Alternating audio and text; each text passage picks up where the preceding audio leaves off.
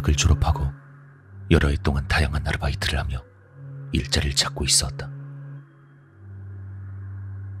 몇 년 동안 면접에 실패하고 이력서 제출을 반복하다 보니 이번 한 번만 더 도전하고 안 되면 구직 활동을 포기해야겠다는 생각까지 했다. 그러던 중 인터넷을 통해 KBS 방송국에서 AP 로이터 외신 번역 작가를 모집한다는 것을 보고 이력서를 제출했다. 면접 도중 국제부 팀장이란 기자와 또 다른 기자가 나에게 물어왔다. 그래서 합격하면 얼마나 일할 생각이에요? 예. 전 2년 정도 일하고 싶습니다. 2년이라... 그래요.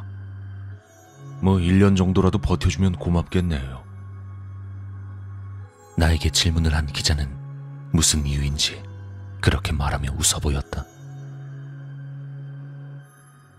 이상하게 생각했지만 난 면접을 계속하기로 했다. 근데 제가 이 번역 일은 해본 적이 아직 없는데. 그렇게 잘 번역할 필요는 없어요.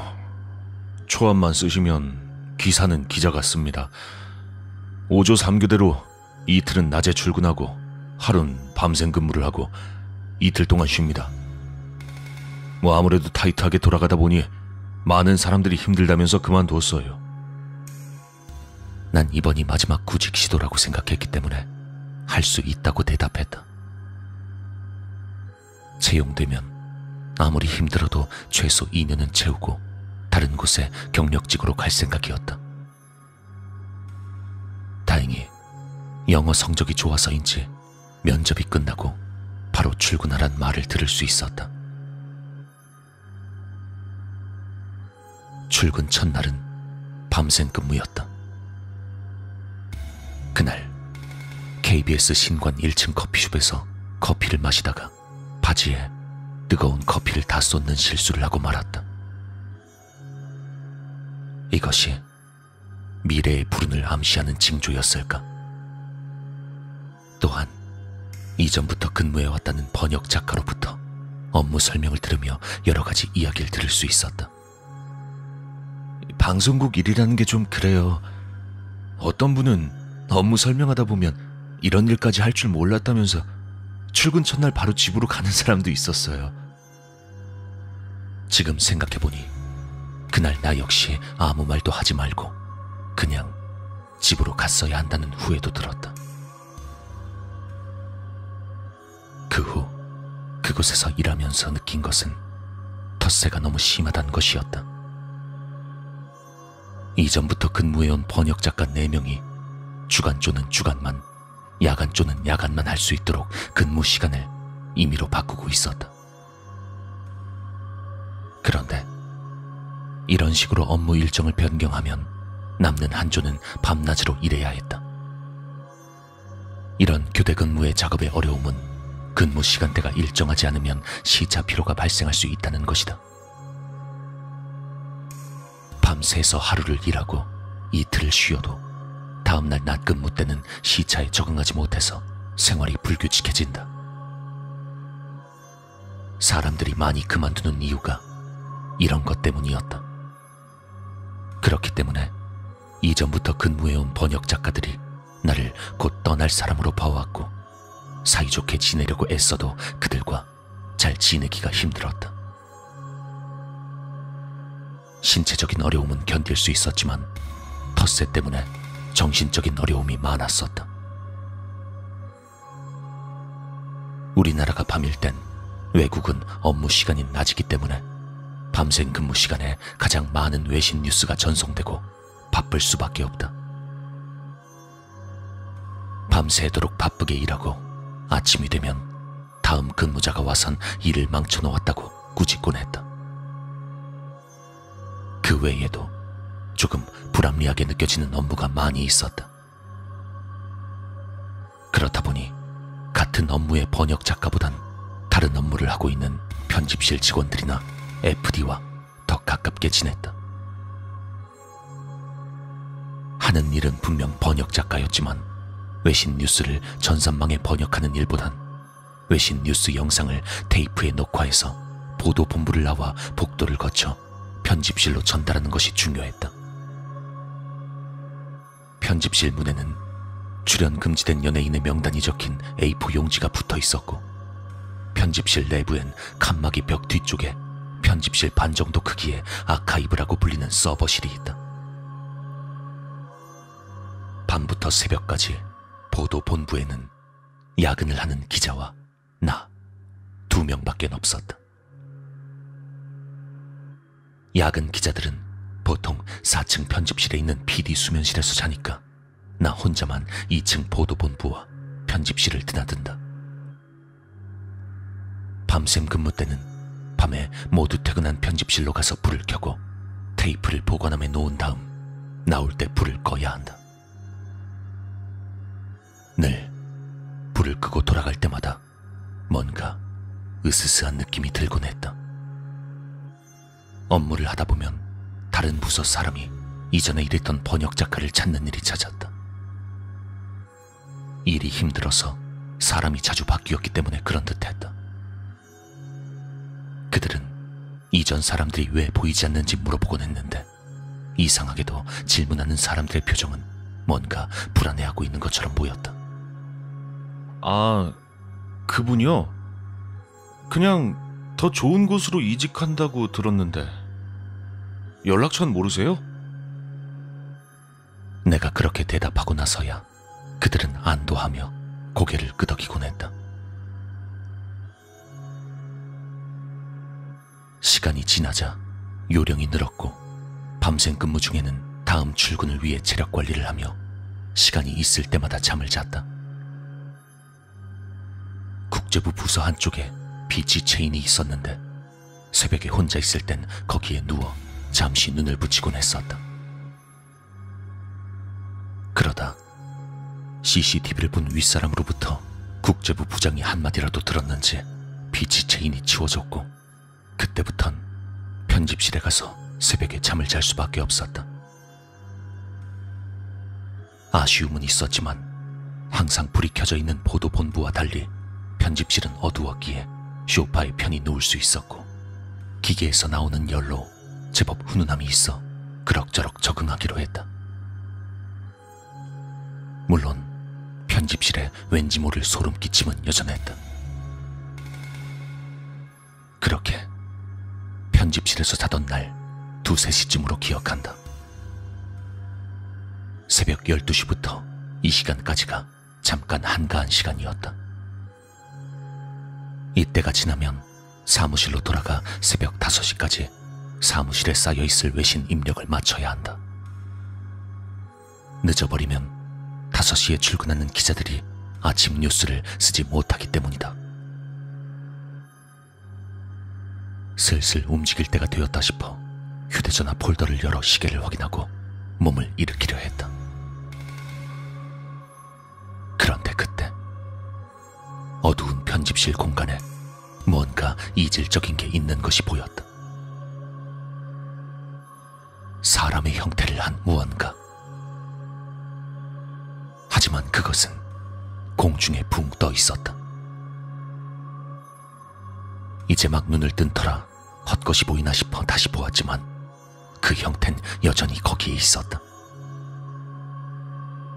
잘못 본 게 아니란 걸 알게 되자 기계열로 달아오른 편집실의 온도가 차갑게 식는 듯한 느낌이 들었다. 난 잔뜩 긴장한 채 천천히 그 형체를 살펴보았다. 그리고 알 수 있었다. 그것은 공중에 떠 있는 것이 아니었다. 단발머리의 여자가 편집실 천장에 목을 매달고 있었다. 설마 내가 자는 동안 누군가 자살한 것일까? 혹시 잘못 봤나 싶어 휴대전화로 비추어 봐도 여전했다. 내가 가위에 눌렸거나 아직 꿈을 꾸나 싶어 팔과 다리를 움직여보니 그런 것도 아니었다. 단발머리의 여자는 천장에서 내려오는 끈에 목이 묶여 조금씩 흔들리고 있었다.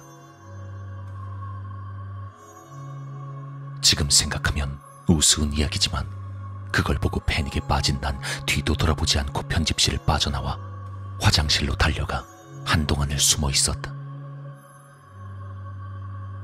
어느 정도 진정되고 나서야 편집실을 둘러볼 수 있었다.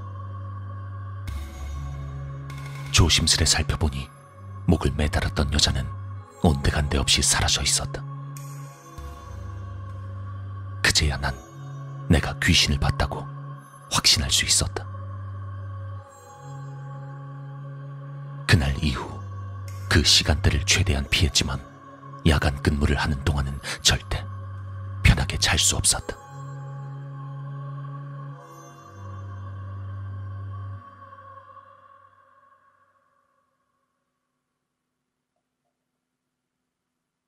얼마 지나지 않아 편집실 사람들과 점심을 먹을 때 내가 봤던 귀신 이야기를 했다. 그러자 그들은 갑자기 안색이 달라졌다. 방송국 괴담쯤으로 생각하고 말을 꺼냈는데 분위기가 심각해지자 문득 궁금해졌다. 예전에 이직을 했던 편집자와 친분이 좀 있었기에 오랜만에 전화를 해서 이 일에 대해 물어보았다. 보셨구나. 좀 오래되긴 한 얘긴데요. 옛날에 야근자가 불만 표하기 위해서 편집실에 목을 매서 죽었다는 얘기가 있긴 했었어요. 잘은 모르겠는데 아마 당신이랑 같은 일 하던 번역 작가였을 거예요. 뭐 저야 지금은 거기랑 관계가 없어서 말씀드릴 수 있는데 아마 그쪽 사람한텐 얘기 안 하시는 게 좋을 겁니다.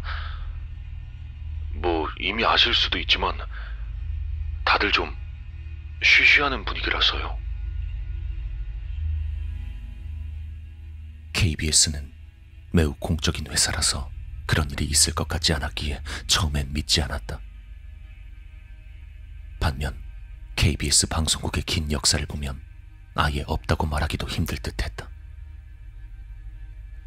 중요한 것은 그런 사건이 발생했음에도 쉬쉬하고 있었다는 것이다. 그 후 일에 대한 열정이 식었고 밤 9시 출근인 밤샘 근무 전에는 술을 마시고 출근하는 날들이 잦았다. 도저히 맨정신으론 그곳에 혼자 있을 수 없었다. 나만의 직업 윤리가 있었기 때문에 매일 출근하기 전에 술 기운으로 버텨야 하는 것은 견디기 힘들었다. 어머니는 불교 신자셨기에 쉬는 날에 함께 절에 가서 기도도 하고 공양미를 올려보기도 했지만 나아지지 않았다. 그렇게 하루하루를 버티던 어느 날 연초를 앞두고 국제부 부서 기자들의 보직이 크게 바뀌었다.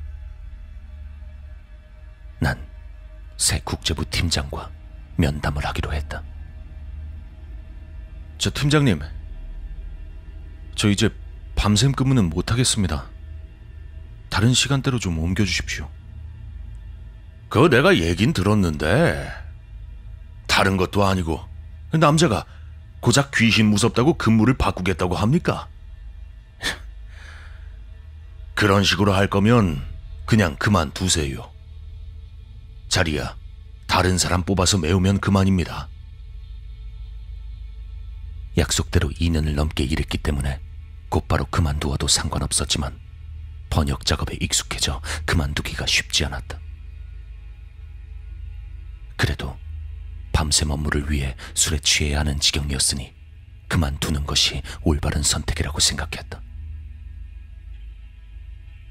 생애 첫 사직서를 제출하는 데는 많은 용기가 필요했지만 비양심적인 사람이 된 내 자신을 보고 더 이상 할 수 없다고 판단했다.